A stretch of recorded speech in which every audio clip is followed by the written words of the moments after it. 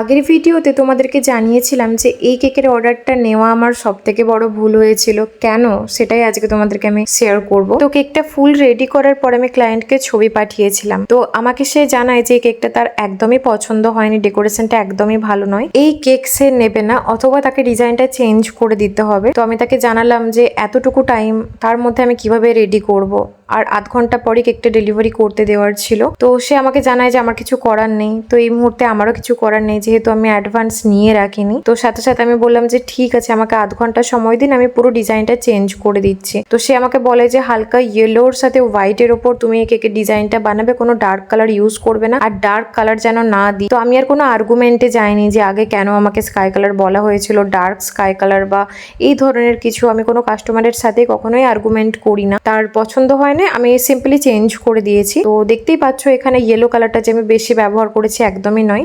ক্রিমের সাথে যদি কালারটা ব্যবহার করতাম সেক্ষেত্রে আমাকে একটু বেশি করে কালার অ্যাড করতে হতো, যেহেতু ক্লায়েন্ট আমাকে বলেইছিল যে কালার একদমই মিনিমাম দেওয়ার জন্য। তো সেজন্য পুরো কেকটাকে আইসিং করার পর উপর থেকে আমি এখানে ইয়েলো কালারটা ব্যবহার করেছি, আর অবশ্যই এখানে আমি সেমি জেল কালার ব্যবহার করেছি। তোমরা চাইলে ওয়াটার বেসড কালার অথবা জেল কালারও ব্যবহার করতে পারো। আর তারপর এখানে দুটো গোলাপ ফুল বানিয়ে নিয়েছি, আর একটা ওপেন স্টার নজলের সাহায্যে বর্ডারটা বানিয়ে নিয়েছি, আর নিচে ওই সেম নজলের সাহায্যে বর্ডারটাও বানিয়ে নিয়েছি। আর তারপর দেখতে পাচ্ছ এখানে আরেকটা মিডিয়াম সাইজের রোজ নজল নিয়েছি। মিডিয়াম ঠিক বলবো না, এটা স্মল সাইজেরই রোজ নজল, আর তার সাহায্যে এরকম একটু আলাদা ধরনের ফুল বানিয়ে নিয়েছি, কারণ কেকটা অনেকটাই হালকা লাগছিল আমার, সেজন্য। আর এখানে আমি স্প্রে কালার ব্যবহার করেছি। স্প্রে কালারে খুব একটা কালার বেশি দিতে হয় না, এক দুবার স্প্রে করলে পুরো কালারটা চলে আসে, যার জন্য এখানে স্প্রে কালার ব্যবহার করেছি। আমি আরও সেম ফুল বানিয়েছি, তবে একটু ডিফারেন্ট টাইপের কালারটা রাখার চেষ্টা করেছি। আর তারপর আমার কাছে যা যা স্প্রিঙ্কেল ছিল সবই আমি অল্প অল্প করে ব্যবহার করেছি। তোমরা চাইলে এখানে তোমাদের পছন্দ অনুযায়ী কালারটাকে কাস্টমাইজ করে নিতে পারো। আর কিছু স্প্রিঙ্কেল আমি এই ফুলগুলোর মিডিলেও দিয়েছি, যাতে করে ফুলগুলো আরো বেশি হাইলাইট হয়।